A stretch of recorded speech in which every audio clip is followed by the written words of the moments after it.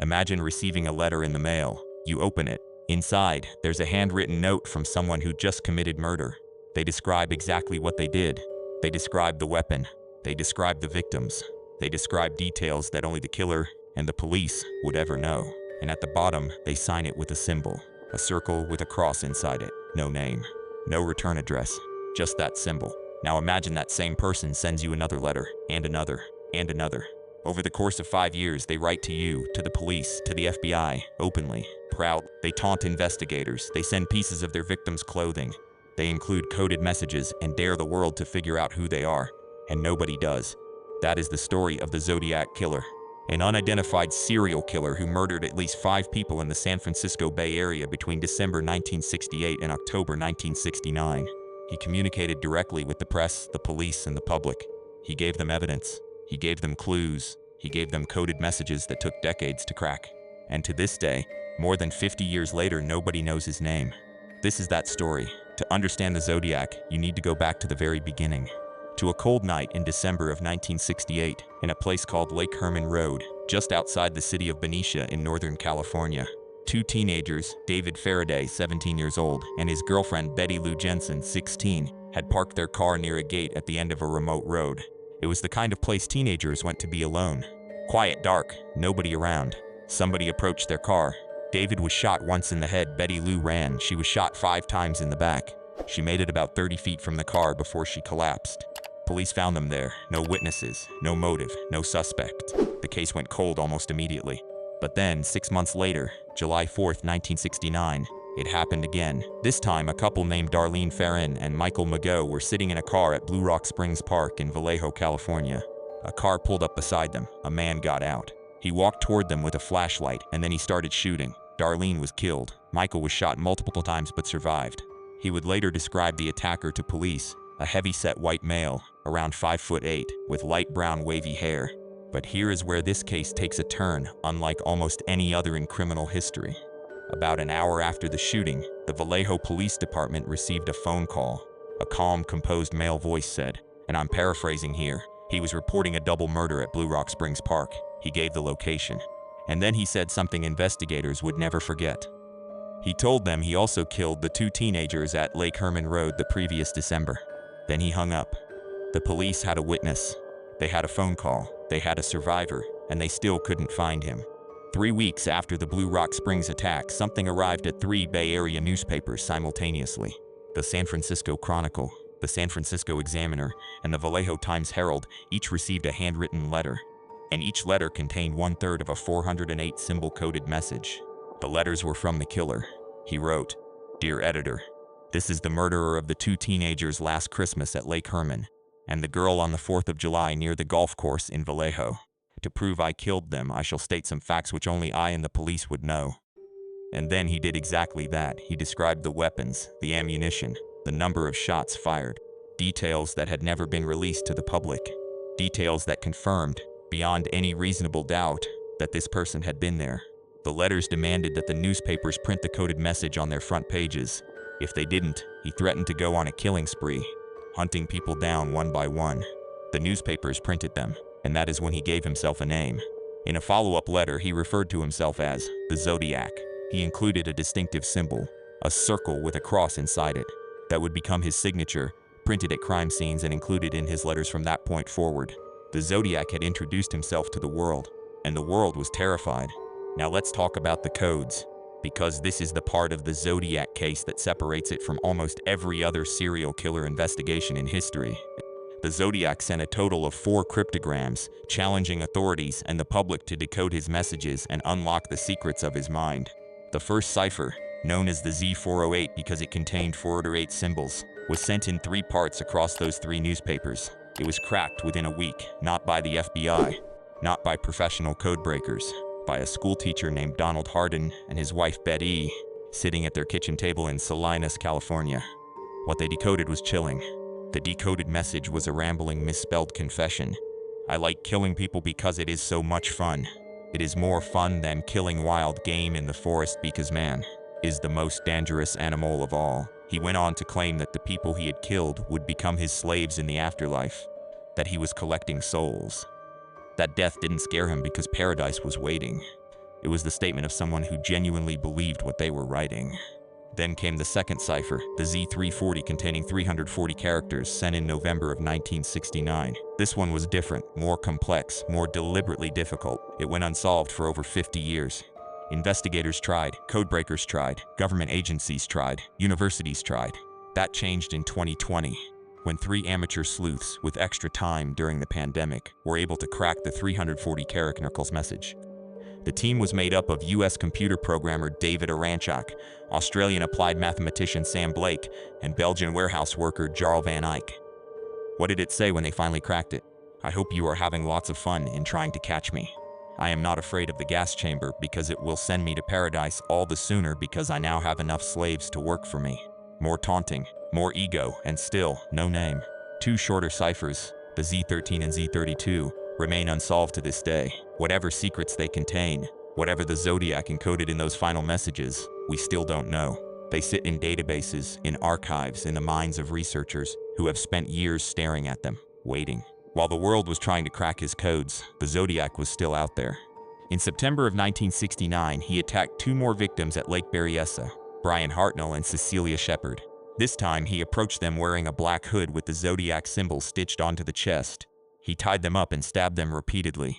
Cecilia died. Brian survived and was able to give a detailed description of the attacker to police. And then, in October of 1969, came the murder that shocked San Francisco itself. Paul Stine was a 29-year-old cab driver. He picked up a passenger in downtown San Francisco on the night of October 11th. The passenger directed him to a quiet intersection in the Presidio Heights neighborhood, and then he shot Paul Stine once in the head. What made this murder different was that several teenagers witnessed part of it from a nearby window. They called the police.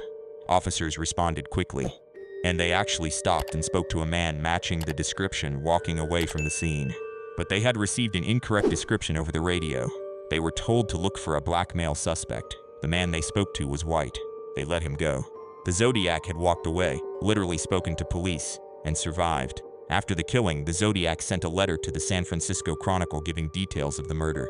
The letter also included a bloody swatch of the victim's shirt and a warning that his next attack would be on a school bus filled with children.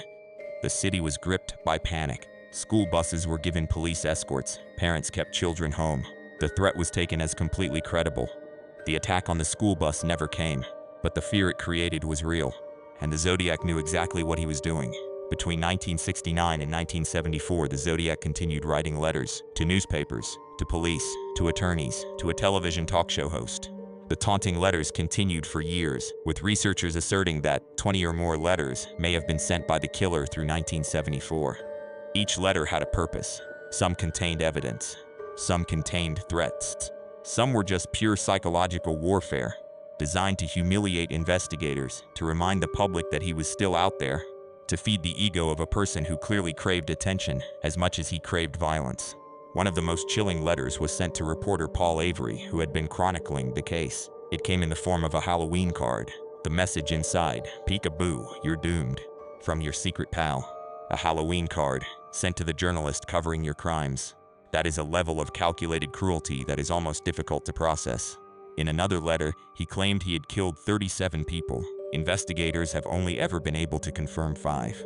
Whether the other 32 victims are real. Whether there are families out there who lost someone to the Zodiac and never knew it. That question has never been answered. The Zodiac's last confirmed letter was received by the San Francisco Chronicle in 1974. And then silence. He stopped writing. He stopped killing. At least as far as anyone could confirm, he just disappeared. Whether he died, whether he was imprisoned for something else, whether he simply decided to stop, nobody knows. The letters stopped, and the case went cold. The Zodiac case is one of the most investigated cold cases in American history. The resources that went into it were enormous.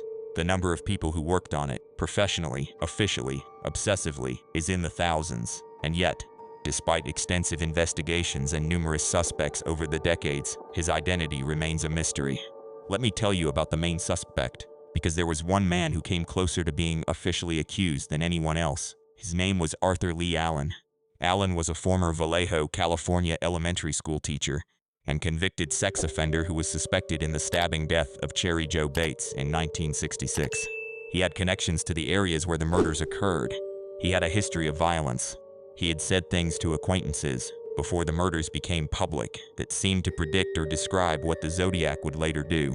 His handwriting, his shoe size, his physical description, everything pointed toward him. Police searched his home twice. They found disturbing material. They found things that raised serious questions. But they never found definitive proof. In 2002, a partial DNA profile was developed from saliva found on stamps and envelopes from the Zodiac's letters. The DNA of prime suspect Arthur Lee Allen was not a match. Arthur Lee Allen died in 1992, before the DNA results came back. The man most people believed to be the Zodiac died without ever being charged. And when the DNA said it wasn't him, investigators were left with nothing again. The DNA profile they extracted from those letters is sitting in a database. It has been compared to thousands of suspects. It has been run against genealogy databases. The same technique that finally identified the Golden State Killer after decades.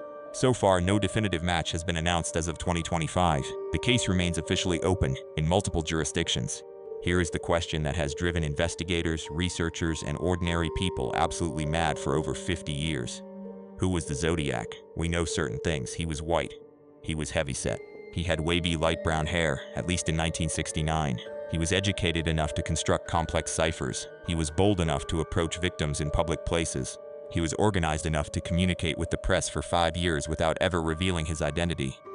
And he was, in some profoundly disturbing way, theatrical. He wanted an audience. He wanted to be known not by his name but by his symbol, his brand. The Zodiac Killer did not only kill people. He made the process of killing a perverse game of cat and mouse with the law and the media. His psychological warfare, carried out through concealed messages in letters and phone calls, developed a terror that spread out well beyond his real targets. Think about what that means. The actual murders, 5 confirmed, possibly many more, were almost secondary to the performance. The letters were the point. The ciphers were the point. The fear was the point. He wanted to be the most famous killer in history, and in a deeply uncomfortable way he succeeded. The killer could be alive or dead, in prison for another crime, or still free. Technically, it might not even be one person. There are theories it was multiple people whose crimes were grouped together. That last possibility is the one that keeps investigators up at night. Because if the Zodiac was more than one person, if it was 2 people or 3 working together, then everything investigators have built their theories around falls apart. The profile, the handwriting analysis, the physical description, all of it, we simply don't know. Before we close, I want to do what I always do in these cases, step back from the mystery and come back to the people. Because in a case this famous, in a case that has inspired movies and books and podcasts and documentaries, it becomes very easy to treat the victims as props in someone else's story. And they weren't, they were people. David Faraday was 17, he was on a date, he had his whole life ahead of him. Betty Lou Jensen was 16, she ran, she tried to survive. She made it 30 feet. Darlene Ferrin was a young woman who loved to paint. She had a daughter, her daughter grew up without her. Cecilia Shepard was a college student. She and Brian Hartnell had gone to the lake for a peaceful afternoon. She never came home. Paul Steen was 29 years old. He was driving a cab to save money for graduate school. He picked up the wrong passenger. These are the confirmed victims. There may be more, many more, whose families have spent decades not knowing what happened to their loved ones, not knowing that the answer might be connected to the most infamous unsolved killer in American history. They deserve to be remembered, not as data points in a criminal profile, as people. So where does that leave us? Somewhere, and this is the part that is genuinely hard to sit with, somewhere in the world, there may still be a person who knows exactly what happened. Maybe it is the killer himself, now in his 70s or 80s if he is still alive, living a quiet life somewhere in Northern California or beyond. Maybe it is someone who suspected a family member and said nothing. Maybe it is someone who has been carrying this knowledge for 50 years. Decades of physical evidence on the Zodiac case have been sitting there, waiting until some technological breakthroughs could potentially implicate the murderer.